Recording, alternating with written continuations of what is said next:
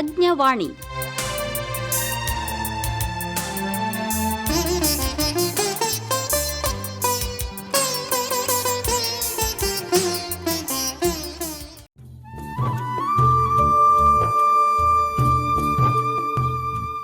ಇಂದಿನ ಈ ಕಾರ್ಯಕ್ರಮದಲ್ಲಿ ಚೆಂಡು ಹೂವಿನ ಬೇಸಾಯ ಕ್ರಮಗಳು ಈ ಕುರಿತು ಬೀದರ್ನ ತೋಟಗಾರಿಕಾ ಮಹಾವಿದ್ಯಾಲಯದ ಹೂವಿನ ಕೃಷಿ ವಿಭಾಗದಲ್ಲಿ ಸಹಾಯಕ ಪ್ರಾಧ್ಯಾಪಕರಾಗಿ ಕಾರ್ಯನಿರ್ವಹಿಸುತ್ತಿರುವ ಡಾಕ್ಟರ್ ಜಿ.ಬಿ. ಕವನ ಅವರೊಂದಿಗಿನ ಸಂದರ್ಶನ ಆಲಿಸೋಣ. ಸಂದರ್ಶಕರು ಬಿ. ಸಿದ್ದಣ್ಣ.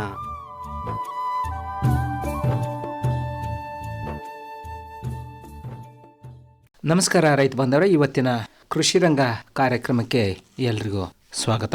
ರೈತ ಬಾಂಧವರೇ, ನಾವು ಇವತ್ತು ಚೆಂಡು ಹೂವಿನ ಬೇಸಾಯ ಕ್ರಮಗಳ ಬಗ್ಗೆ ನಾವು ಇವತ್ತು ಮಾಹಿತಿ ಪಡೆಯೋಣ. ಇವತ್ತಿನ ಕಾರ್ಯಕ್ರಮದಲ್ಲಿ ಚೆಂಡು ಹೂವಿನ ಬೇಸಾಯ ಕ್ರಮಗಳಂದ್ರೆ ಚೆಂಡು ಹೂವಿನ ಉಪಯೋಗಗಳೇನು, ಯಾವ ವಾತಾವರಣದಲ್ಲಿ ಬೆಳಿಬೇಕು, ಯಾವ್ಯಾವ ತಳಿಗಳು ಚೆಂಡು ಹೂವಿನಲ್ಲಿದ್ದಾವೆ, ಮತ್ತೆ ಯಾವ ಸಂದರ್ಭದಲ್ಲಿ ಇದನ್ನ ನಾಟಿ ಮಾಡಬೇಕು, ಇನ್ನು ಹಲವಾರು ವಿಷಯಗಳ ಬಗ್ಗೆ ಇವತ್ತು ಮಾಹಿತಿ ಮಾಡಿಕೊಡ್ತಾ ಇದ್ದಾರೆ ಬೀದರ್ನ ತೋಟಗಾರಿಕಾ ಮಹಾವಿದ್ಯಾಲಯದಲ್ಲಿ ಹೂವಿನ ಕೃಷಿ ವಿಭಾಗದ ಸಹಾಯಕ ಪ್ರಾಧ್ಯಾಪಕರಾದ ಡಾಕ್ಟರ್ ಜಿ.ಬಿ. ಕವನ ಅವರು. ನಮಸ್ಕಾರ ಮೇಡಮ್. ನಮಸ್ಕಾರ ಸರ್. ಕಾರ್ಯಕ್ರಮಕ್ಕೆ ತಮಗೆ ಸ್ವಾಗತ. ಧನ್ಯವಾದಗಳು ಸರ್. ಮೇಡಮ್, ಇವತ್ತು ತಾವು ಈ ಚೆಂಡು ಹೂವಿನ ಬೇಸಾಯ ಕ್ರಮಗಳ ಬಗ್ಗೆ ನಮ್ಮ ರೈತ ಬಾಂಧವರಿಗೆ ತಿಳಿಸ್ಕೊಡಿ. ಅಂದ್ರೆ ಚೆಂಡು ಹೂವಿನ ಉಪಯೋಗ ಏನಿದೆ, ಯಾವ ರೀತಿ ಬೆಳಿಬೇಕು, ಯಾವ ವಾತಾವರಣ ಸೂಕ್ತ ನಮ್ಮ ರೈತರಿಗೆ, ಅಂದ್ರೆ ಚೆಂಡು ಹೂವು ಬೆಳೆಯಂತ ರೈತರಿಗೆ ಇದರಿಂದ ನಮಗೆ ಅನುಕೂಲ ಆಗುತ್ತೆ. ಮೊದಲಿಗೆ ತಾವು ಈ ಚೆಂಡು ಹೂವಿನ ಉಪಯೋಗಗಳ ಬಗ್ಗೆ ತಿಳಿಸಿ. ಸರ್, ಈ ಚೆಂಡು ಹೂವಿನ ಉಪಯೋಗಗಳು ಅಂತ ಬಂದಾಗ, ಇದು ನಮ್ಮ ಚೆಂಡು ಹೂವು ಏನಿದೆಯಲ್ಲ ಸರ್, ಇದು ನಮ್ಮ ದೇಶದಲ್ಲಿ ಬೆಳೆಯುವಂತಹ ಒಂದು ವಾಣಿಜ್ಯ ಪುಷ್ಪ ಅಥವಾ ಹೂವು ಅಂತಾನೆ ಹೇಳ್ಬೋದು. ಈ ಚೆಂಡು ಹೂವನ್ನ ನಾವು ಮೇನ್ ಆಗಿ ಬಿಡಿ ಹೂಗಳನ್ನ ನಾವು ಹೂವಿನ ಹಾರ ತಯಾರು ಮಾಡ್ಲಿಕ್ಕೆ ಯೂಸ್ ಮಾಡ್ತೀವಿ. ತದನಂತರದಲ್ಲಿ ಇದನ್ನ ದೇವರ ಪೂಜೆಗೆ ಸಹ ಬಳಸ್ತೀವಿ. ಅದಾದ ನಂತರ ಇದನ್ನ ಯಾವ್ದಾದ್ರು ವೇದಿಕೆ ಸ್ಟೇಜಸ್ ಏನಾದ್ರು ಇದ್ರೆ ಅದನ್ನ ಅಲಂಕರಿಸಲಿಕ್ಕೆ ನಾವು ಇದನ್ನ ಯೂಸ್ ಮಾಡ್ತೀವಿ. ಮತ್ತೆ ಈ ಮ್ಯಾರಿಗೋಲ್ಡ್ ಇಂಪಾರ್ಟೆಂಟ್ ಅಥವಾ ಚೆಂಡು ಹೂವಿಂದು ಇಂಪಾರ್ಟೆಂಟ್ ಏನಂತ ಅಂದ್ರೆ ಇದರಿಂದ ನಾವು ಡೈ ಎಕ್ಸ್ಟ್ರಾಕ್ಷನ್ ಅಥವಾ ಬಣ್ಣ ತೆಗೆಯಲು ಸಹ ನಾವು ಇದನ್ನ ಯೂಸ್ ಮಾಡ್ತೀವಿ. ಸೊ ಅದಾದ ನಂತರ ಇದನ್ನ ಪೌಲ್ಟ್ರಿ ಫೀಡ್, ಕೋಳಿ ಸಾಗಾಣಿಕೆಯಲ್ಲಿ ಇದನ್ನ ನಾವು ಯೂಸ್ ಮಾಡ್ತೀವಿ. ಏನ್ ಮಾಡ್ತೀವಿ ಅಂತ ಅಂದ್ರೆ ಈ ಹೂವಿನ ದಳಗಳನ್ನ ಬಿಸಿಲಲ್ಲಿ ಒಣಗಿಸಿ ಕೋಳಿಗೆ ಮೇವ್ ಹಾಕ್ತಿವಲ್ಲ ಸರ್, ಅದ್ರ ಜೊತೆ ಇದನ್ನ ಮಿಕ್ಸ್ ಮಾಡಿ ಕೋಳಿಗಳಿಗೆ ಫೀಡ್ ಮಾಡಬೇಕು ಸರ್. ಇದರಿಂದ ಕೋಳಿಗಳಿಗೆ ಏನ್ ಯೂಸ್ ಆಗುತ್ತೆ ಅಂತಂದ್ರೆ ಅದು ಇಡುವಂತಹ ಮೊಟ್ಟೆಗಳ ಒಳಗಿರುವಂತಹ ಹಳದಿ ಬಣ್ಣನ ಹೆಚ್ಚಳ ಮಾಡ್ಲಿಕ್ಕೆ ಚೆಂಡು ಹೂವಿನ ದಳಗಳನ್ನ ಅದಕ್ಕೆ ತಿನ್ನಿಸ್ತೀವಿ ಸರ್. ಅದಾದ ನಂತರ ಇದರಿಂದ ನಾವು ಎಸೆನ್ಷಿಯಲ್ ಆಯಿಲ್ ನ ಎಕ್ಸ್ಟ್ರಾಕ್ಟ್ ಮಾಡ್ಕೊಂತೀವಿ. ಈ ಆಯಿಲ್ ನ ನಾವು ಸುಗಂಧಗಳ ಇಂಡಸ್ಟ್ರಿಯಲ್ಲಿ ನಾವು ಇದನ್ನ ಸಬ್ಸ್ಟಿಟ್ಯೂಟ್ ಆಗಿ ಯೂಸ್ ಮಾಡ್ಕೊಂತೀವಿ. ಇನ್ನು ಮುಂದೆ ಹೋಗ್ಬೇಕು ಅಂದ್ರೆ ಮೆಡಿಸಿನಲ್ ಪ್ರಾಪರ್ಟಿ ಸೊ ಇದರಿಂದ ಇದೆ. ಇದರಲ್ಲಿ ಏನಂತ ಅಂದ್ರೆ ಮ್ಯಾರಿಗೋಲ್ಡ್ ಎಲೆಗಳನ್ನ ಸ್ವಲ್ಪ ಎಲ್ಲ ಉಜ್ಜಿ ಎಲ್ಲಿ ನಮಗೆ ಗಾಯಗಳಾಗಿರುತ್ತೋ ಅದ್ರ ಮೇಲೆ ಇದನ್ನ ಹಚ್ಕೊಂಡ್ರೆ ಸ್ವಲ್ಪ ದಿನಗಳಲ್ಲಿ ಅದು ಮಾಸಿ ಹೋಗುವಂತಹ ಒಂದು ಮೆಡಿಸಿನಲ್ ಪ್ರಾಪರ್ಟಿನೂ ಸಹ ಈ ಚೆಂಡು ಹೂವಿಗಿದೆ ಅಂತ ಇಷ್ಟು ಉಪಯೋಗಗಳನ್ನ ನಾವು ನೋಡಬಹುದು ಸರ್ ಈ ಚೆಂಡು ಹೂವಿನಲ್ಲಿ. ಸಾಮಾನ್ಯವಾಗಿ ನಮ್ಮ ಗುಲ್ಬರ್ಗ, ಉತ್ತರ ಕರ್ನಾಟಕ ಭಾಗದಲ್ಲಿ ಹೆಚ್ಚಾಗಿ ಬೆಳೆಯುವುದು ತೊಗರಿ ಅಂತ ನಾವು ಹೇಳ್ಬೋದು. ಇನ್ನು ನೀರಾವರಿ ಇರೋಂತ ರೈತರು ಈ ಚೆಂಡು ಹೂವು ಬೆಳಿಬೇಕಂತ ಮನಸ್ಸು ಮಾಡಿದ್ರೆ ಯಾವ ರೀತಿಯ ವಾತಾವರಣ ಇಲ್ಲಿ ಇರಬೇಕು ಮತ್ತು ಮಣ್ಣು ಯಾವ ರೀತಿ ಇದ್ರೆ ಸೂಕ್ತ ಅಂತ ಹೇಳ್ತೀರಾ? ಸರ್, ನೀವ್ ಹೇಳಿದ್ರಿ ತೊಗರಿ ಎಲ್ಲ ಜಾಸ್ತಿ ಬೆಳಿತಾರೆ ಅಂತ. ಹೌದು ಸರ್, ಇದು ಅಗ್ರಿಕಲ್ಚರ್ ಕ್ರಾಪಿಗೆ ಬರುತ್ತೆ. ಚೆಂಡು ಇದು ತೋಟಗಾರಿಕೆ ಬೆಳೆಗಳಲ್ಲಿ ಬರುತ್ತೆ. ಇದನ್ನ ನಾವು ವರ್ಷವಿಡೀ ಸಹ ಬೆಳ್ಕೋಬಹುದು ಸರ್. ಇದಕ್ಕೆ ಆದಂತಹ ಪರ್ಟಿಕ್ಯುಲರ್ ಆಗಿ ಯಾವುದೇ ವಾತಾವರಣ ಬೇಕಾಗಿಲ್ಲ. ಆದ್ರೂ ನಮಗೆ ಚೆನ್ನಾಗಿ ಇಳುವರಿ ಬೇಕು ಅಂತ ಅಂದ್ರೆ ನಾವು ಇದನ್ನ ಯಾವಾಗ ಹೋಗ್ಬೇಕು ಅಂದ್ರೆ ಮಾರ್ಚ್ ಟು ಏಪ್ರಿಲ್ ಟೈಮ್ ಅಲ್ಲಿ ನಾವು ನಾಟಿ ಕಾಲಕ್ಕೆ ಹೋಗ್ಬೇಕಾಗುತ್ತೆ ಸರ್. ಮತ್ತೆ ಇದಕ್ಕೆ ಅತಿ ಸೂಕ್ತವಾದಂತಹ ಮಣ್ಣು ಯಾವುದು ಅಂತ ಅಂದ್ರೆ ನೀರು ಬಸಿದು ಹೋಗುವಂತಹ ಗೋಡು ಮಣ್ಣು ಅಂತ ಕರಿತೀವಿ ಸರ್, ಅದು ಬೇಕಾಗುತ್ತೆ. ಮತ್ತು ಅದರಲ್ಲಿ ರಸಸಾರ ಎಷ್ಟಿರ್ಬೇಕು ಅಂದ್ರೆ 6ರಿಂದ 7.5 ರಸಸಾರ ಇದ್ರೆ ಬಹಳ ಉತ್ತಮ ಆಗುತ್ತೆ ಸರ್ ಇದು ಮ್ಯಾರಿಗೋಲ್ಡ್ ಕಲ್ಟಿವೇಶನ್ಗೆ. ಈ ಹಬ್ಬಗಳ ಸೀಸನ್ ನಲ್ಲಿ ದೀಪಾವಳಿಕ್ಕಿಂತ ಮೊದಲು ಬರಂಗೆ ಇಲ್ಲ ದಸರಾಕ್ಕಿಂತ ಮೊದಲು ಬರಂಗೆ ಅಂದ್ರೆ ಅವಾಗ ಒಳ್ಳೆ ರೇಟ್ ಸಿಗುತ್ತಂತೇಳಿ ಈ ಚೆಂಡು ಹೂವು ಅಥವಾ ಸೇವಂತಿಗೆ ಹೂವು ಬೆಳೆ ಅಂತದ್ದು ನಾವು ಕಂಡಿದ್ದೀವಿ. ಈಗ ಮಾರ್ಚ್ ಅಲ್ಲಿ ಇವ್ರು ಪ್ರಾರಂಭ ಮಾಡಿದ್ರೆ ಇವರಿಗೆ ಇಳುವರಿ ಬರೋದು ಎಷ್ಟು ದಿನ ಆಗುತ್ತೆ ಸರ್? ಒಂದು 3ರಿಂದ 4 ತಿಂಗಳಲ್ಲಿ ನಮ್ಗೆ ಸಿಕ್ಬಿಡುತ್ತೆ ಸರ್. ಅದಕ್ಕೆ ಹೇಳಿದ್ದು ನಮಗೆ ಗೌರಿ ಗಣೇಶ ಆಗಿರ್ಬೋದು, ದಸರಾ ಟೈಮ್ ಎಲ್ಲ ಯಾವಾಗ ಬರುತ್ತೆ ಹೇಳಿ, ಸೆಪ್ಟೆಂಬರ್ ಟೈಮಲ್ಲಿ ಬರುತ್ತೆ. ಸೊ ನಾವು ಮಾರ್ಚ್ ಏಪ್ರಿಲ್ ಟೈಮಲ್ಲಿ ಹಾಕೊಂಡ್ರೆ ಆಲ್ಮೋಸ್ಟ್ 4 ತಿಂಗಳಲ್ಲಿ ನಮಗೆ ಹೂವಿನ ಇಳುವರಿ ಆಲ್ರೆಡಿ ಬಂದಿರುತ್ತೆ ಸರ್. ಈ ಚೆಂಡು ಹೂವಿನಲ್ಲಿ ಯಾವ್ಯಾವ ತಳಿಗಳಿದಾವೆ, ಯಾವ ತಳಿಗಳು ಸೂಕ್ತ ನಮ್ಮ ರೈತರಿಗೆ? ಸರ್, ಈ ಚೆಂಡುವಿನಲ್ಲಿ ಬಂದಾಗ 2 ವಿಧವಾದ ತಳಿಗಳಿದಾವೆ ಸರ್. ಸೊ ಅದರಲ್ಲಿ ಮೊದಲನೇದು ಆಫ್ರಿಕನ್ ತಳಿ ಅಂತ ಕರಿತೀವಿ. ಈ ಆಫ್ರಿಕನ್ ತಳಿ ಅದು ಹೆಂಗಿರುತ್ತೆ ನೋಡಕ್ಕೆ ಅಂತ ಅಂದ್ರೆ ಬಹಳ ಎತ್ತರವಾಗಿರುತ್ತೆ ಸರ್ ಗಿಡ, ಮತ್ತೆ ಅದರಲ್ಲಿ ನಮ್ಗೆ ದೊಡ್ಡ ಗಾತ್ರದ ಹೂ ಸಿಗುತ್ತೆ ಸರ್.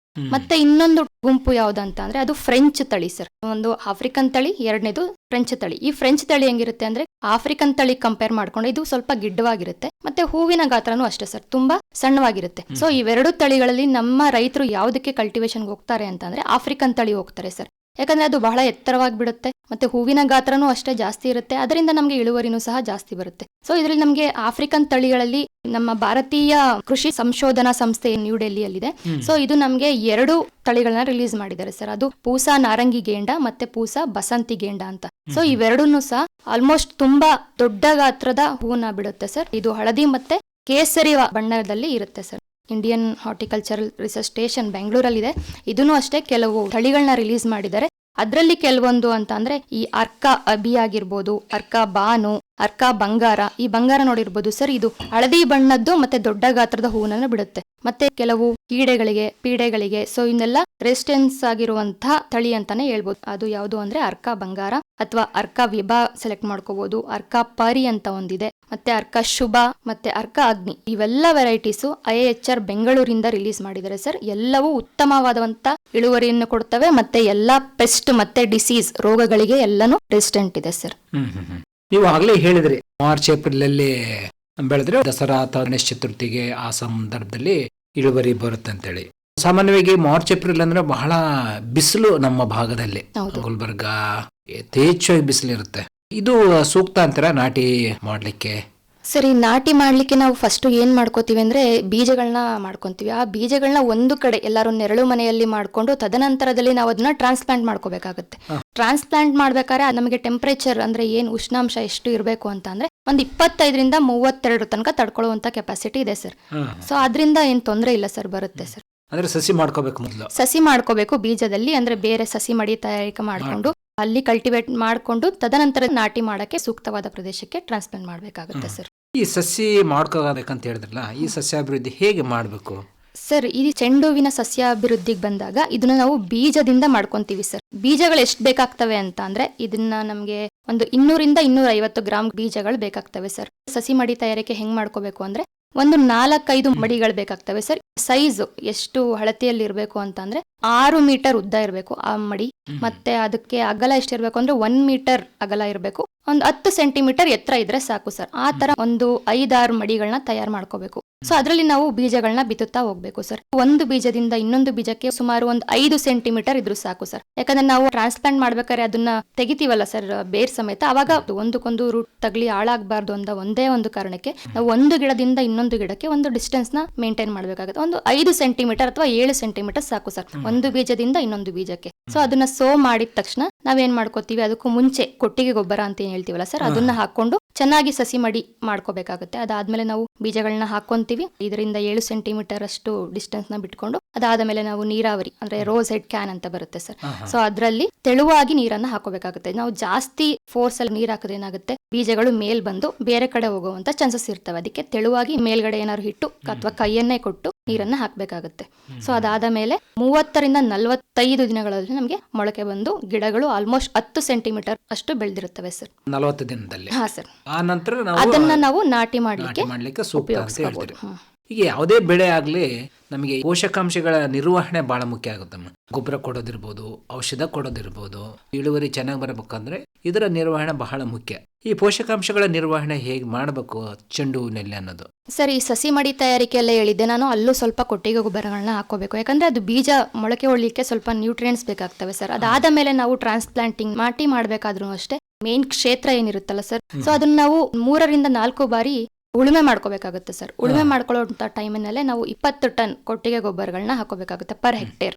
ಸೊ ಈ ಕೊಟ್ಟಿಗೆ ಗೊಬ್ಬರ ಹಾಕೊಂಡು ಅದಾದ ನಂತರ ಮತ್ತೊಮ್ಮೆ ಉಳುಮೆ ಮಾಡಿ, ಯಾಕಂದ್ರೆ ಕೆಳಗಡೆ ರೋಗಗಳು ಬರುವಂತಹ ಯಾವ್ದಾದ್ರು ಒಂದು ಕೀಟಗಳು ಮರಿ ಆಗಿರ್ಬೋದು ಅಥವಾ ಲಾರ್ವೆ ಆಗಿರ್ಬೋದು, ಸೊ ಅವೆಲ್ಲ ಸೂರ್ಯ ಕಿರಣಗಳು ಬರ್ಲಿ ಅಂತ ಅದನ್ನ ಎಕ್ಸ್ಪೋಸ್ ಮಾಡ್ಲಿಕ್ಕೆ ನಾವು ಒಂದು 3ರಿಂದ 4 ಟೈಮ್ ಅದನ್ನ ನಾವು ಉಳುಮೆ ಮಾಡ್ಕೋಬೇಕಾಗುತ್ತೆ. ಅದಕ್ಕೆ 20 ಟನ್ ಕೊಟ್ಟಿಗೆ ಗೊಬ್ಬರಗಳನ್ನ ಹಾಕೊಂಡಿರ್ತೀವಿ. ಅದಾದ ಮೇಲೆ ಪ್ಲಾಂಟಿಂಗ್ ಆಗೋಕ್ಕೂ ಮುಂಚೆ ನಾವು 125 kg ಸಾರಜನಕ ಮತ್ತೆ 60 kg ರಂಜಕ ಮತ್ತೆ 60 kg ಪೊಟ್ಯಾಶ್, ಸೊ ಇದನ್ನ ಹಾಕೋಬೇಕಾಗುತ್ತೆ. ಸೊ ಇನ್ನು ರಿಮೈನಿಂಗ್ ಸಾರಜನಕ 100 kg ಏನಿರುತ್ತಲ್ಲ, ಇದು 35ರಿಂದ 40 ದಿನಗಳ ನಂತರ ಸಾರಜನಕ ಹಾಕೋಬೇಕಾಗುತ್ತೆ. ಸರ್ಕಾರಿ ಗೊಬ್ಬರ ಅಂತ ನಾವೇನ್ ಹೇಳ್ತೀವಲ್ಲ, ಫರ್ಟಿಲೈಸರ್ಸ್ ಕೊಡ್ತಾರೆ, ಇವು ಯಾವ ಸಂದರ್ಭದಲ್ಲಿ ಕೊಡ್ಬೇಕು? ನಾಟಿ ಮಾಡೋ ಸಂದರ್ಭದಲ್ಲಿ ಏನಾದ್ರೂ ಕೊಡ್ಬೇಕಾಗುತ್ತೆ ಸರ್? ಅದು ನಾವು ಗಿಡಗಳ ಬೆಳವಣಿಗೆ ನೋಡ್ಕೊಂಡು ಕೊಡ್ಬೇಕಾಗುತ್ತೆ ಸರ್. ಅದು ಇನಿಷಿಯಲಿ ನಮ್ಗೆ ಏನ್ ಬೇಕಾಗಿಲ್ಲ, ಯಾಕಂದ್ರೆ ಕೊಟ್ಟಿಗೆ ಗೊಬ್ಬರ ಹಾಕಿರ್ತೀವಲ್ಲ ಸರ್, ಅದ್ರಲ್ಲೇ ಎಲ್ಲ ಇರುತ್ತೆ. ಅಕಸ್ಮಾತ್ ನಮ್ಗೆ ಏನಾದ್ರು ಗಿಡಗಳ ಬೆಳವಣಿಗೆ ಕುಂಠಿತವಾದಲ್ಲಿ ನಾವು 1 ತಿಂಗಳ ನಂತರ ಈ ಸರ್ಕಾರಿ ಗೊಬ್ಬರಗಳನ್ನ ಕೊಡೋಕೆ ಹೋಗ್ಬೋದು ಸರ್. ಆಗ್ಲೇ ಇನ್ನೊಂದು ಪ್ರಶ್ನೆ ಬಂತು ನನಗೆ. ಸಸಿ ಮಾಡಿ ತಯಾರು ಮಾಡ್ಕೊಂತೀವಿ ನಾವು, ಸಸಿ ಬಂದಿರ್ತತೆ, ಬೇರೆ ಬೇರೆ ಬೆಳೆಗಳಲ್ಲಿ ಒಂದು ಅಂತರದಲ್ಲಿ ನಾಟಿ ಮಾಡುವಂಥದ್ದು ಇರುತ್ತೆ. ಈ ಚೆಂಡುವಿನಲ್ಲಿ ಒಂದು ಗಿಡದಿಂದ ಇನ್ನೊಂದು ಗಿಡಕ್ಕೆ ಎಷ್ಟು ಅಂತರ ಕೊಟ್ಟು ಅವರು ನಾಟಿ ಮಾಡಬೇಕಾಗುತ್ತೆ? ಸರ್, ಈ ಮ್ಯಾರಿಗೋಲ್ಡ್ ಅಥವಾ ಚೆಂಡುನ ಎಷ್ಟು ಅಂತರದಲ್ಲಿ ನಾವು ಕಾಯ್ದುಕೊಳ್ಬೇಕು ಅಂತ ಅಂದ್ರೆ, ನಾಟಿ ಮಾಡ್ಬೇಕಾದ್ರೆ ನಾವು ಬದುಗಳನ್ನ ತಯಾರು ಮಾಡ್ಕೋಬೇಕು ಸರ್. ಅಂದ್ರೆ ಏನಂತೀವಿ, ಕಾಲುವೆಗಳ ತರ. ಸೊ ಕಾಲುವೆಗಳ ಆ ರಿಡ್ಜಸ್ ಅಂತ ಏನ್ ಕರಿತೀವಿ, ಅದು ಒಂದು ಬದುವಿಂದ ಇನ್ನೊಂದು ಬದಿಗೆ ಒಂದು 60 ಸೆಂಟಿಮೀಟರ್ ಇರಬೇಕು ಸರ್. ಮತ್ತೆ ಒಂದು ಗಿಡದಿಂದ ಇನ್ನೊಂದು ಗಿಡಕ್ಕೆ 45 ಸೆಂಟಿಮೀಟರ್ ಇದ್ರೆ ಸಾಕು ಸರ್. ಅಂದ್ರೆ 60/45 ಅಂತ ನಾವು ಕರಿತೀವಿ. ಉತ್ತಮವಾಗಿ ನಮ್ಗೆ ಬ್ರಾಂಚಸ್, ರೆಂಬೆ ಕೊಂಬೆಗಳೆಲ್ಲ ಚೆನ್ನಾಗಿ ಹರಡಿ, ಸೊ ಅದರಿಂದ ಕವಲುಗಳೆಲ್ಲ ಚೆನ್ನಾಗಿ ಹೊಡೆದು ಹೂವಿನ ಇಳುವರಿ ಚೆನ್ನಾಗಿ ಬರುತ್ತೆ ಸರ್. ನೀವು ಕೊಂಬೆಗಳದ್ದು ಚೆನ್ನಾಗಿ ಆಗುತ್ತೆ ಅಂತ ಹೇಳಿದ್ರಲ್ಲ, ಕೆಲವೊಂದು ಬೆಳೆಗಳಲ್ಲಿ ಈ ಕುಡಿ ಚಿವುಟೋದು ಮಾಡ್ತಾರೆ. ಚೆಂಡುವಿನಲ್ಲಿ ಆ ರೀತಿ ಏನಾದ್ರು ಕುಡಿ ಚಿವುಟೋದು ಏನಾದ್ರೂ ಇದೆಯಾ? ಹೌದು, ಕುಡಿ ಚಿವುಟೋದಿದೆ. ಇದು ಯಾವಾಗ ಮಾಡ್ಬೇಕು ಅಂತ ಅಂದ್ರೆ, 1 ತಿಂಗಳಾದ ನಂತರ. ಅಂದ್ರೆ ನಾವೇನು ಸಸಿ ಮಡಿ ತಯಾರಿಕೆಯಿಂದ ಮೇನ್ ಫೀಲ್ಡ್ ತಗೊಬಂದಿರ್ತೀವಿ, ಮೇನ್ ಫೀಲ್ಡ್ ಅಲ್ಲಿ ಹಾಕಾದ್ಮೇಲೆ ನಮ್ಗೆ 1 ತಿಂಗಳ ನಂತರ ಅಥವಾ 3 ರಿಂದ 4 ವಾರಗಳ ನಂತರ ನಾವು ತುದಿಯನ್ನ ಚಿವುಟಬೇಕು. ಇದನ್ನ ಏನಕ್ಕೆ ಮಾಡ್ಬೇಕು ಅಂತ ಅಂದ್ರೆ, ಸೊ ನಮ್ಗೆ ಮೇನ್ ತುದಿ ಅಥವಾ ಕುಡಿಯನ್ನ ಚಿವುಟಿದ್ರೆ ಸೈಡ್ ಇರುವಂತ ಅಕ್ಕಪಕ್ಕ ಇರುವಂತಹ ರೆಂಬೆ ಕೊಂಬೆಗಳು ಒಡೆಯಲಿಕ್ಕೆ ಸ್ಟಾರ್ಟ್ ಆಗ್ತವೆ ಸರ್. ಸೊ ಇದರಿಂದ ಏನ್ ಯೂಸ್ ಆಗ್ತವೆ ಅಂತಂದ್ರೆ, ಮೇನ್ ಒಂದೇ ಹೋಗ್ತಿರೋದ್ರಿಂದ ಸೈಡ್ ಬಂದಾಗ ನಮ್ಗೆ ಒಂದು ಬರುವಂತ ಜಾಗದಲ್ಲಿ ನಮ್ಗೆ 3-4 ರೆಂಬೆ ಕೊಂಬೆಗಳು ಬರುವಂತ ಸಾಧ್ಯತೆ ಇರುತ್ತೆ. ಅದಕ್ಕೆ ನಾವು ತುದಿಯನ್ನ ಚಿವುಟ್ಲೇಬೇಕು ಸರ್. ಸೊ ಇದರಿಂದ ನಮ್ಗೆ ಹೂ ಸಿಗೋದು ಸ್ವಲ್ಪ ಒಂದು 15 ದಿನ ಅಥವಾ 20 ದಿನ ಲೇಟ್ ಆದ್ರೂ ಇಳುವರಿಯಲ್ಲಿ ಹೆಚ್ಚಳವನ್ನ ಕಾಣಬಹುದು ಸರ್. ಅಂದ್ರೆ ಸಸಿ ಏನು ಚೆನ್ನಾಗಿ ಅಂಟ್ಕೊಂಡಿಂದ ಚೂಟಿದ್ರೆ ಇಳುವರಿಯಲ್ಲಿ ನಾವು ಹೆಚ್ಚು ಕಾಣಬಹುದು ಅಂತ ಹೇಳ್ತೀವಿ. ಚೆಂಡು ಬೆಳೆಯಲ್ಲಿ ನೀರಿನ ನಿರ್ವಹಣೆ ಹೇಗೆ ಮಾಡ್ಬೇಕು? ಯಾಕಂದ್ರೆ ಬೇರೆ ಬೇರೆ ಬೆಳೆಗಳಲ್ಲಿ ಬೇರೆ ಬೇರೆ ರೀತಿಯ ನಿರ್ವಹಣೆ ಇರುತ್ತೆ. ಕೆಲವಕ್ಕೆ ವಾರಕ್ಕೊಂದ್ಸರಿ ಬಿಡಂತದ್ದು ಇರ್ತದೆ, ಕೆಲವಕ್ಕೆ 15 ದಿನಕ್ಕೊಂದ್ಸರಿ, ಕೆಲವಕ್ಕೆ 2 ದಿನಕ್ಕೊಂದ್ಸರಿ ಇರ್ತವೆ ಬೇರೆ ಬೇರೆ ಬೆಳೆಗಳಲ್ಲಿ. ಈ ಚೆಂಡುವಿನಲ್ಲಿ ಇದು ನೀವು ಹೇಳ್ದಂಗ ಮಾರ್ಚ್ ಏಪ್ರಿಲ್ ಅಲ್ಲಿ ಮಾಡಿದ್ರೆ ಅವಾಗ ಜಾಸ್ತಿ ಬಿಸಿಲಿರುತ್ತೆ. ನೀರಿನ ನಿರ್ವಹಣೆ ಹೇಗೆ ಮಾಡಬೇಕು ಅದ್ರ ಬಗ್ಗೆ ಹೇಳೋಣ. ಸರಿ, ಚೆಂಡುವಿನಲ್ಲಿ ನೀರಿನ ನಿರ್ವಹಣೆ ಅಂತ ಬಂದಾಗ ನಾನು ಆಗ್ಲೇ ಹೇಳ್ದಂಗೆ ಇದಕ್ಕೆ ಮಣ್ಣು ಬೇಕಾಗಿರೋದು ಗೋಡು ಮಣ್ಣು ಅಂತ ಹೇಳಿದೆ. ಅಂದ್ರೆ ನೀರು ಬಸಿದು ಹೋಗುವಂತ, ಅಂದ್ರೆ ನೀರು ಹಿಡಿದಿಟ್ಟುಕೊಳ್ಳುವಂತ ಕೆಪಾಸಿಟಿ ಅದಕ್ಕೆ ಇರಬಾರ್ದು ಸರ್. ಯಾಕಂದ್ರೆ ಜಾಸ್ತಿ ನೀರು ಅದರಲ್ಲಿ ಹಿಡಿದಿಟ್ಟುಕೊಳ್ತು ಅಂತ ಅಂದ್ರೆ ಏನಾಗುತ್ತೆ ಅಂತಂದ್ರೆ ರೂಟ್ಸ್ಗೆ ರೂಟ್ ರಾಟ್ ಅಂತ ಬರುತ್ತೆ, ಅಂದ್ರೆ ಕೊಳೆ ರೋಗ ತರ ಬರೋ ಚಾನ್ಸಸ್ ಇರುತ್ತೆ.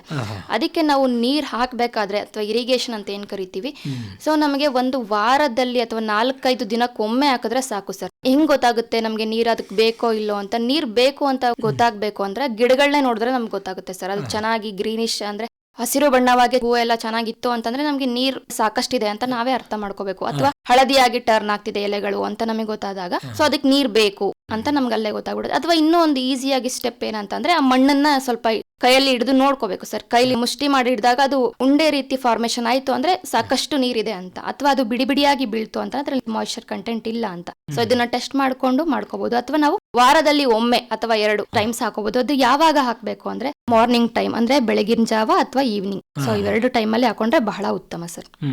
ಈ ಯಾವುದೇ ಬೆಳೆಯಲ್ಲಿ ಈ ರೋಗ ಬಾಧೆ ಮತ್ತೆ ಕೀಟ ಬಾಧೆ ಸರ್ವೇ ಸಾಮಾನ್ಯ. ಈ ಚೆಂಡುವಿನಲ್ಲಿ ಯಾವ ರೀತಿಯ ಕೀಟಗಳ ಬಾಧೆ ಇರುತ್ತೆ ಮತ್ತೆ ಯಾವ ರೀತಿಯ ರೋಗಗಳು ಇದಕ್ಕೆ ಕಾಣಿಸ್ಕೊಳ್ತವೆ, ಅದನ್ನ ಹೇಗೆ ನಿರ್ವಹಣೆ ಮಾಡಬೇಕು? ಸರಿ, ಹೂವಿನ ಗಿಡಗಳಲ್ಲಿ ಜಾಸ್ತಿ ಬರುವಂತಹ ಪೀಡೆಗಳು ಯಾವುದು ಅಂತ ಅಂದ್ರೆ ಈ ಜಿಗಿ ಹುಳು ಅಂತ, ಸಕ್ಕಿಂಗ್ ಪೆಸ್ಟ್ ಅಂದ್ರೆ ರಸ ಹೀರುವ ಪೀಡೆಗಳು ಅಂತ ಕರಿತೀವಿ. ಸೊ ಅದರಲ್ಲಿ ಮೊದಲನೇದು ಜಿಗಿ ಹುಳು. ಸೊ ಇದು ಏನ್ ಮಾಡುತ್ತೆ ಅಂತ ಅಂದ್ರೆ ನಮ್ಗೆ ಮೇಲ್ಗಡೆಯಿಂದ ಕಾಣಿಸಲ್ಲ ಸರ್. ಈ ಹುಳುಗಳು ಎಲ್ಲಿರ್ತವೆ ಅಂದ್ರೆ ಲೀಫ್ ನ ಉಲ್ಟಾ ತಿರ್ಗಿಸಿದಾಗ ಕೆಳಗಡೆ ಇರ್ತವೆ ಸರ್. ಸೊ ಅದು ನಮ್ಗೆ ಮೇಲ್ಗಡೆ ಹೆಂಗ್ ಸಿಂಪ್ಟಮ್ಸ್ ಗೊತ್ತಾಗ್ತಿರ್ತವೆ ಅಂದ್ರೆ, ಮೇಲ್ಗಡೆ ಸ್ವಲ್ಪ ಅಲ್ಲಲ್ಲೇ ಪ್ಯಾಚ್ ತರ ಹಳದಿ ಕಲರ್ ಆಗುವಂತದ್ದು, ಅಥವಾ ಅದು ಹಳದಿ ಕಲರ್ ಇಂದ ನಂತರ ಬ್ಲಾಕ್ ಕಲರ್ ಆಗಿ ಟರ್ನ್ ಆಗುವಂತದ್ದು. ಇವು ಕೆಳಗಡೆ ಕುಂತು ಏನ್ ಮಾಡ್ತವೆ ಅಂದ್ರೆ, ಸೊ ಈ ಲೀಫಿನ ಕೆಳಗಡೆ ರಸ ಈರ್ತಾ ಕೂರ್ತಿರ್ತವೆ ಸರ್. ಸೊ ಅದು ರಸ ಈರ್ದಂಗೆ ಮೇಲ್ಗಡೆ ಏನು ಫೋಟೋಸಿಂಥಸಿಸ್ ಏನ್ ಮಾಡ್ತೀವಿ, ಕೆಳಗಡೆ ರಸ ಇರೋದಕ್ಕೂ ಅಲ್ಲಿ ಮೇಲ್ಗಡೆ ಫೋಟೋಸಿಂಥಸಿಸ್ ಆಗಲ್ಲ ಸರ್. ಸೊ ಅದಕ್ಕೆ ನಮ್ಗೆ ಮೇಲ್ಗಡೆ ಸಿಂಪ್ಟಮು ಅದು ಯೆಲ್ಲೋ ಕಲರ್ ಆಗಿ ಕಾಣ್ತಾ ಹೋಗುತ್ತೆ. ಸೊ ಇದು ಜಿಗಿ ಹುಳು ಅಂದ್ರೆ ರಸ ಹೀರುವ ಒಂದು ಪೆಸ್ಟ್ ಅಂತ ಹೇಳ್ಬೋದು. ಇದು ಇನಿಷಿಯಲ್ ಸಿಂಪ್ಟಮ್ ಇತ್ತು ಅಂತ ಅಂದ್ರೆ ನಾವು ಅದನ್ನ ಕೈಯಲ್ಲೇ ಎಲ್ಲಿ ಅಟ್ಯಾಕ್ ಆಗಿರುತ್ತಂತ ಆ ಲೀಫ್ ನ ತೆಗೆದು ಕಿತ್ತು ಬೇರೆ ಕಡೆ ಬಿಸಾಡೋದು. ಇಲ್ಲ ಜಾಸ್ತಿ ಆಗಿದೆ, ತುಂಬಾ ಗಿಡಗಳಿಗೆ ಬಂದಿದೆ ಅಂತಂದಾಗ ನಾವು ಕೆಮಿಕಲ್ ಸ್ಪ್ರೇ ಹೋಗ್ಬೇಕಾಗುತ್ತೆ. ಸೊ ಅದಕ್ಕೆ ನಾವು ಮಿಥೈಲ್ ಪ್ಯಾರಥಿಯಾನ್ ಅಂತ ಕರಿತೀವಿ. ಸೊ ಇದು ನಮಗೆ ಎಲ್ಲಾ ಫರ್ಟಿಲೈಸರ್ ಶಾಪ್ ಅಲ್ಲೂ ಸಿಗುತ್ತೆ. ಇದನ್ನ ನಾವು 1.5 ml per ಲೀಟರ್ ಅಷ್ಟು ಮಿಕ್ಸ್ ಮಾಡ್ಕೊಂಡು, ಅಂದ್ರೆ ಇದು ಲಿಕ್ವಿಡ್ ಸೊಲ್ಯೂಷನ್ ಸರ್, ಅದನ್ನ 1 ml ತಗೊಂಡು ಅದನ್ನ 1 ಲೀಟರ್ ನೀರಿಗೆ ಮಿಕ್ಸ್ ಮಾಡ್ಕೊಂಡು, ಪೆಸ್ಟ್ ಗಳು ಎಲ್ಲಿರ್ತವೆ ಲೀಫಿನ ಕೆಳಗಡೆ ಇರ್ತವೆ ಅಲ್ಲಿಗೆ ನಾವು ನಾಸಲ್ ಇರುತ್ತಲ್ಲ ಸ್ಪ್ರೇದು, ಸೊ ಅದನ್ನ ಕೆಳಗಡೆ ಕೊಟ್ಟು ಆ ಗಿಡದ ಕೆಳಗಡೆ ನಾವು ಸ್ಪ್ರೇ ಮಾಡ್ಕೊಂತ ಹೋದ್ರೆ ಖಂಡಿತವಾಗಿ ಇದನ್ನ ಕಂಟ್ರೋಲ್ ಮಾಡ್ಕೋಬಹುದು ಸರ್. ಸೊ ಎರಡನೇದಾಗಿ ಅಂತ ಅಂದ್ರೆ ಇದನ್ನು ಹೂ ಮೊಗ್ಗು ಕೊರಕ ಅಂತ ಕರಿತೀವಿ, ಅಂದ್ರೆ ಬಡ್ ಬೋರರ್ ಅಥವಾ ಫ್ಲವರ್ ಬಡ್ ಬೋರರ್ ಅಂತ ಕರಿತೀವಿ. ಸೊ ಇದು ಏನ್ ಮಾಡುತ್ತೆ ಅಂದ್ರೆ, ಈ ಹೂವಿನ ಮೊಗ್ಗು ಇನ್ನೇನ್ ಸ್ಟಾರ್ಟ್ ಆಯ್ತು ಅನ್ನೋ ಟೈಮಲ್ಲಿ ಇದು ಅಟ್ಯಾಕ್ ಆಗುತ್ತೆ ಸರ್. ಹುಳು ತರ ಅದು ಅದು ಏನ್ ಮಾಡುತ್ತೆ ಅಂತಂದ್ರೆ ಈ ಮೊಗ್ಗಿಗೆ ಹೋಗಿ ಡೈರೆಕ್ಟ್ ಆಗಿ ಅಟ್ಯಾಕ್ ಮಾಡುತ್ತೆ. ನಾವೆಲ್ಲ ಏನ್ ಅನ್ಕೊಂಡಿರ್ತೀವಿ ಇನ್ನೇನು ಮೊಗ್ಗೆ ಬಂತು, ಇನ್ನೇನು ಹೂವಿನ ಅರಳುವ ಸಮಯ, ಆ ಟೈಮಲ್ಲಿ ಇದು ಬಂದು ಡೈರೆಕ್ಟ್ ಮೊಗ್ಗಿಗೆ ಅಟ್ಯಾಕ್ ಮಾಡಿ ಸೊ ಕೊರ್ಕೊಂತ ಸರ್ಕ್ಯುಲರ್ ಅಂದ್ರೆ ವೃತ್ತಾಕಾರದಲ್ಲಿ ಇದು ತಿನ್ಕೊಂತ ಎಲ್ಲಾ ಹೂವಿನ ಮುಗ್ಸಾಕುತ್ತೆ. ನಮ್ಗೆ ಗೊತ್ತೇ ಆಗಲ್ಲ. ಒಂದು ನೈಟ್ ಅಲ್ಲಿ ಆಲ್ಮೋಸ್ಟ್ ಇಡೀ ಒಂದು ಪ್ಲಾಂಟ್ ಅಲ್ಲಿ ಇರುವಂತ 4-5 ಹೂವನ್ನ ತಿನ್ನುವಂತ ಕೆಪಾಸಿಟಿ ಆ ಹುಳಕ್ಕಿರುತ್ತೆ ಸರ್. ಸೊ ಸರ್ಕ್ಯುಲರ್ ಹೋಲ್ಸ್ ಕಂಡು ಬಂತು ನಮ್ಗೆ ಆ ಮೊಗ್ಗಿನ ಮೇಲೆ ಅಂತಂದ ಅದು ಹೂ ಮೊಗ್ಗು ಕೊರಕ ಸರ್. ಸೊ ಇದನ್ನು ಅಷ್ಟೇ ನಾವು ಇನಿಷಿಯಲ್ ಸ್ಟೇಜ್ ಇತ್ತು ಅಂತ ಅಂದಾಗ ನಾವೇನ್ ಮಾಡ್ಕೋಬಹುದು, ಕೈಯಲ್ಲೇ ಬಂದಿರುವಂತಹ ಮೊಗ್ನ ಕಿತ್ತು ದೂರದಲ್ಲಿ ಬಿಸಾಡ್ಬೇಕು ಸರ್. ನಮ್ಮ ಪ್ಲಾಟ್ ಹತ್ರ ಇರಬಾರ್ದು, ದೂರದಲ್ಲಿ ಬಿಸಾಡ್ಬೇಕು, ಅಥವಾ ಅದನ್ನ ನಾವು ಗುಂಡಿಯಲ್ಲಿ ಮುಚ್ಚಾಕ್ಬೇಕು, ಅಥವಾ ಕೈಯಲ್ಲೇ ಕಿತ್ತು ಲಾರ್ವೆಯನ್ನ ಸಾಯಿಸಾಕ್ಬೇಕು. ಇಲ್ಲ ಅಂತ ಅಂದ್ರೆ ಮೀಥೈಲ್ ಪ್ಯಾರಥಿಯಾನ್ ಇದನ್ನು ಅಷ್ಟೇ 1.5 ml 1 ಲೀಟರ್ಗೆ ಹಾಕೊಂಡು ಮಿಕ್ಸ್ ಮಾಡ್ಕೊಂಡು ಸ್ಪ್ರೇ ಮಾಡ್ಕೋಬೇಕು. ಖಂಡಿತವಾಗಿ ಇದನ್ನ ಕಂಟ್ರೋಲ್ ಮಾಡ್ಕೋಬಹುದು ಸರ್. ಇನ್ನು ಡಿಸೀಸ್ ರೋಗಗಳಿಗೆ ಬಂತ ಅಂದಾಗ ಬುಡ ಕೊಳೆ ರೋಗ. ಸೊ ನಾ ಆಗ್ಲೇ ಹೇಳ್ದೆ ಸರ್, ಚೆಂಡು ಏನಿದೆಯಲ್ಲ ಇದು ಕೊಳೆ ರೋಗಕ್ಕೆ ಬಹಳ ತುತ್ತಾಗುತ್ತೆ ಸರ್. ಸೊ ಇದ್ರಲ್ಲಿ ಏನಾಗುತ್ತೆ ಅಂದ್ರೆ ಗಿಡ ಕೊಳಿತಾ ಹೋಗುತ್ತೆ. ಎಲ್ಲಿಂದ ಅಂದ್ರೆ ಬೇರುಗಳ ಜಾಗದಿಂದಾನೇ ಕೊಳಿತಾ ಹೋಗುತ್ತೆ. ಮೇಲ್ಗಡೆ ಅಪಿಯರೆನ್ಸ್ ಹೆಂಗಿರುತ್ತೆ, ಗಿಡ ಚೆನ್ನಾಗೇ ಇರುತ್ತೆ, ಕೆಳಗಡೆ ಇರೋದು ನಮಗೆ ಗೊತ್ತೇ ಆಗಲ್ಲ. ಸೊ ಕೆಳಗಡೆಯಿಂದ ಕೊಳ್ಕೊಂತ ಬಂದು ಇನ್ನೇನ್ ಫೈನಲ್ ಸ್ಟೇಜ್ ಅಲ್ಲಿ ಮೇಲ್ಗಡೆ ಅಪಿಯರೆನ್ಸ್ ಕಾಣುತ್ತೆ. ಹೆಂಗೆ ಅಂತ ಅಂದ್ರೆ ಫಸ್ಟ್ ಲೈಟ್ ಗ್ರೀನ್ ಕಲರ್ ಆಗುತ್ತೆ ಸರ್. ಅದಾದ ನಂತರ 10 ದಿನದಲ್ಲಿ ಹಳದಿ ಬಣ್ಣವಾಗಿ ಇದು ಟರ್ನ್ ಆಗುತ್ತೆ. ಅದಾದ ನಂತರ ಇದು ಫುಲ್ ಕಪ್ಪು ಬಣ್ಣವಾಗಿ ಟರ್ನ್ ಆಗಿ ಇಡೀ ಪ್ಲಾಂಟ್ಸೇ ಕೊಲ್ಯಾಪ್ಸ್ ಆಗುತ್ತೆ ಸರ್. ಇದು ಅಷ್ಟೇ, ಒಂದು ಪ್ಲಾಟ್ ಅಲ್ಲಿ 2-3 ಗಿಡ ಇತ್ತು, ನಾವು ಕೈಯಲ್ಲೇ ಕಿತ್ತು ಅದನ್ನ ದೂರದಲ್ಲಿ ಬಿಸಾಡ್ಬೇಕು. ಇಲ್ಲ ಅಂದ್ರೆ ಕೆಮಿಕಲ್ ಸ್ಪ್ರೇ ಹೋಗ್ತೀನಿ ಅಂತ ಅಂದ್ರೆ ಕಾರ್ಬೆಂಡಜಿಮ್ ಅಂತ ಒಂದು ಸಿಗುತ್ತೆ ಸರ್. ಇದನ್ನ 1 ಗ್ರಾಮ್ ಸರ್ ಇದನ್ನ ಹಾಕೊಂಡು ಕಂಟ್ರೋಲ್ ಮಾಡ್ಕೋಬಹುದು. ಇನ್ನು ಎರಡನೇದು ಎಲೆ ಮುಟುರು ರೋಗ ಅಂತ ಬರುತ್ತೆ ಸರ್. ಇಲ್ಲಿ ಎಲೆ ಮುಟುರು ಅಂದ ತಕ್ಷಣ ಏನಾಗುತ್ತೆ, ಎಲೆ ಡ್ರೈ ಆಗು ಮುದ್ರಕೊಂಡ್ ಬಿಡುತ್ತೆ ಸರ್, ಅಷ್ಟೇ ಈ ಸಿಂಪ್ಟಮ್ಸ್. ಇಲ್ಲಿ ಏನಾಗುತ್ತೆ ಅಂದ್ರೆ ಈ ಎಲೆಗಳೆಲ್ಲ ಸೊ ಅಂಚಿನಲ್ಲಿ ಡ್ರೈ ಆಗ್ತಾ ಬಂದು ಎಲೆಗಳೇ ಇಲ್ಲ ಅಂತ ಅಂದಾಗ ಗಿಡ ಬೆಳವಣಿಗೆ ಆಗಲ್ಲ ಸರ್. ಯಾಕಂದ್ರೆ ನಮ್ಗೆ ಫೋಟೋಸಿಂಥಸಿಸ್ ಅಂತ ಏನ್ ಕರಿತೀವಿ ಅದೆಲ್ಲ ಎಲೆಗಳಲ್ಲೇ ಆಗೋದು. ಸೊ ಅದಕ್ಕೆ ಇದನ್ನ ಕಂಟ್ರೋಲ್ ಮಾಡ್ಲಿಕ್ಕೆ ನಾವು ಕೆಮಿಕಲ್ ಸ್ಪ್ರೇ ಹೋಗ್ಬೇಕು ಅಂದ್ರೆ ಮ್ಯಾಂಕೋಸೆಬ್ನ 2 ಗ್ರಾಮ್ ಪರ್ ಲೀಟರ್ ಅಲ್ಲಿ ಮಿಕ್ಸ್ ಮಾಡ್ಕೊಂಡು ಆ ಗಿಡದ ಬುಡಕ್ಕೆ ಹಾಕೊಂತ ಹೋದ್ರೆ ನಾವು ಖಂಡಿತವಾಗಿ ಈ ಪೆಸ್ಟ್ ಮತ್ತೆ ಈ ರೋಗಗಳನ್ನ ನಾವು ಕಂಟ್ರೋಲ್ ಮಾಡ್ಕೋಬಹುದು ಸರ್. ಈಗ ಚೆಂಡು ಹೂವಿನಲ್ಲಿ ಕೊಯ್ಲು ಯಾವ ರೀತಿ ಮಾಡಬೇಕು, ಇಳುವರಿ ಹೇಗೆ ಬರುತ್ತೆ, ಯಾವ ಒಂದು ಕ್ರಮಗಳನ್ನು ಅನುಸರಿಸಬೇಕಾಗುತ್ತೆ? ಸರ್ ಈಗ ನಾನು ಆಗ್ಲೇ ಹೇಳ್ದಂಗೆ ಈ ಮ್ಯಾರಿಗೋಲ್ಡ್ ಅಥವಾ ಚೆಂಡು ಏನಿದೆ ಇದು ನಮಗೆ 3-4 ತಿಂಗಳಷ್ಟರಲ್ಲಿ ನಮ್ಗೆ ಹೂ ಬಂದ್ಬಿಡುತ್ತೆ ಸರ್. ಹೂ ಬಂದಾಗ 2.5 ತಿಂಗಳು ನಮ್ಗೆ ಕಂಟಿನ್ಯೂಸ್ ಹೂ ಬರುತ್ತೆ ಸರ್. 4 ತಿಂಗಳು ತಗೊಳುತ್ತೆ ಅಂದ್ರೆ ಗಿಡದ ಬೆಳವಣಿಗೆ ಆಗಕ್ಕೆ. ಅದಾದ್ಮೇಲೆ 2 ತಿಂಗಳು ಕಂಟಿನ್ಯೂಸ್ ನಮ್ಗೆ ಹೂ ಸಿಗುತ್ತೆ. ಸೊ ಆ ಟೈಮಲ್ಲಿ ನಾವೇನ್ ಮಾಡ್ಕೋಬೇಕು ಅಂದ್ರೆ ಈ ಮ್ಯಾರಿಗೋಲ್ಡ್ ಆಗಿರ್ಬೋದು ಯಾವಾಗ ಹಾರ್ವೆಸ್ಟ್ ಮಾಡ್ಕೋಬೇಕು ಅಂತ ಅಂದ್ರೆ ಬೆಳಗಿನ ಜಾವ ಹಾರ್ವೆಸ್ಟ್ ಮಾಡ್ಕೋಬೇಕು, ಮತ್ತೆ ಸಂಜೆ ಟೈಮಲ್ಲಿ. ಮತ್ತೆ ಮಾರ್ಕೆಟ್ ಏನಾದ್ರು ನಿಯರ್ ಇತ್ತು ಅಂತ ಅಂದ್ರೆ ಯಾವಾಗ ಬೇಕಾದ್ರೂ ಹಾರ್ವೆಸ್ಟ್ ಮಾಡ್ಕೋ, ಅಥವಾ ದೂರದಲ್ಲಿ ಮಾರ್ಕೆಟ್ ಇತ್ತು ಅಂದಾಗ ಫ್ರೆಶ್ ಆಗಿರ್ಬೇಕು ಫ್ಲವರ್ಸ್ ಅಂದ್ರೆ ಮುಂಜಾನೆ ಟೈಮಲ್ಲಿ ಅಥವಾ ಈವ್ನಿಂಗ್ ಟೈಮಲ್ಲಿ ಹಾರ್ವೆಸ್ಟ್ ಮಾಡ್ಕೊಂಡ್ರೆ ಬೆಸ್ಟ್ ಸರ್. ಸೊ ಇದರಿಂದ ನಮ್ಗೆ ಆ ಹೂವು ಬಹಳ ಫ್ರೆಶ್ ಆಗಿ ಕಾಣಿಸುತ್ತೆ. ಅಥವಾ ನಾವೇನಾದ್ರು ಬಿಸಿಲು ಟೈಮಲ್ಲಿ ಹಾರ್ವೆಸ್ಟ್ ಮಾಡ್ಕೋತೀವಿ ಅಂತ ಏನಾಗುತ್ತೆ, ಇನ್ನು ಹಾರ್ವೆಸ್ಟ್ ಮಾಡಿ ಒಂದು ಅರ್ಧ ಗಂಟೆ ಅಷ್ಟಲ್ಲೇ ಆ ಹೂವು ಸ್ವಲ್ಪ ಬಾಡಿ ಹೋಗುವಂತ ಅಪಿಯರೆನ್ಸ್ ನಮ್ಗೆ ಸಿಗುತ್ತೆ. ಅದಕ್ಕೆ ನಾವು ಮುಂಜಾನೆ ಅಥವಾ ಸಂಜೆ ಟೈಮಲ್ಲಿ ಹಾರ್ವೆಸ್ಟ್ ಮಾಡ್ಕೋಬೇಕಾಗುತ್ತೆ ಸರ್. ಸೊ ಇದರಿಂದ ಇಳುವರಿ ಎಷ್ಟು ಬರುತ್ತೆ ಅಂದ್ರೆ 8,000-10,000 kg ಪರ್ ಹೆಕ್ಟೇರ್ಗೆ ನಮ್ಗೆ ಸಿಗುತ್ತೆ. ಸೊ ಇದನ್ನ ನಾವು ನಿಯರ್ ಬೈ ಎಲ್ಲರೂ ಮಾರ್ಕೆಟ್ ಇದ್ರೆ ಅಥವಾ ದೂರದಲ್ಲಿ ಮಾರ್ಕೆಟ್ಗೆ ನಾವು ಟ್ರಾನ್ಸ್ಪೋರ್ಟ್ ಮಾಡ್ಕೋಬಹುದು ಸರ್. ಒಟ್ಟಾರೆಯಾಗಿ ನೀವೇನು ಈ ಬೇಸಾಯ ಕ್ರಮಗಳನ್ನ ಹೇಳಿದ್ರಲ್ಲ, ಯಾವ ರೀತಿ ವಾತಾವರಣದಲ್ಲಿ ಬೆಳೀತಾರೆ, ಯಾವ ಸಂದರ್ಭದಲ್ಲಿ ನಾಟಿ ಮಾಡಬೇಕು, ಸಸಿ ಮಂಡಿ ಯಾವ ರೀತಿ ಮಾಡ್ಕೋಬೇಕು, ಪೋಷಕಾಂಶಗಳ ನಿರ್ವಹಣೆ, ಇವೆಲ್ಲ ನೀವೇನು ಈ ಬೇಸಾಯ ಕ್ರಮಗಳನ್ನ ಹೇಳಿದ್ರಲ್ಲ ಅವನ್ನ ಅನುಸರಿಸಿ ನಮ್ಮ ರೈತರು ಚೆಂಡು ಹೂವು ಬೆಳಿಲಿಕ್ಕೆ ಮನಸ್ಸು ಮಾಡಿದ್ರೆ ಒಂದು ಲಾಭದಾಯಕ ಕೃಷಿಯಾಗಿ ಮಾಡಬಹುದು ಅಂತ ಹೇಳ್ತೀರಿ. ಕಾರ್ಯಕ್ರಮದಲ್ಲಿ ಭಾಗವಹಿಸಿ ಸಾಕಷ್ಟು ಮಾಹಿತಿಯನ್ನ ನಮ್ಮ ರೈತರಿಗೆ ತಿಳಿಸ್ಕೊಟ್ರಿ. ಅದಕ್ಕಾಗಿ ನಮ್ಮ ಆಕಾಶವಾಣಿ ಪರವಾಗಿ ತಮಗೆ ಧನ್ಯವಾದಗಳು. ನಮಸ್ಕಾರ. ಧನ್ಯವಾದಗಳು ಸರ್. Thank you.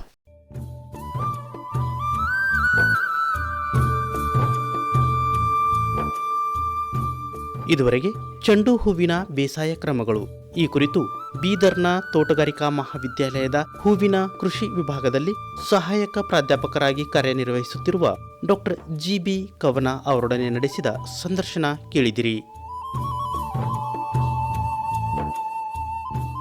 ಇವರನ್ನ ಸಂದರ್ಶಿಸಿದವರು B ಸಿದ್ದಣ್ಣ.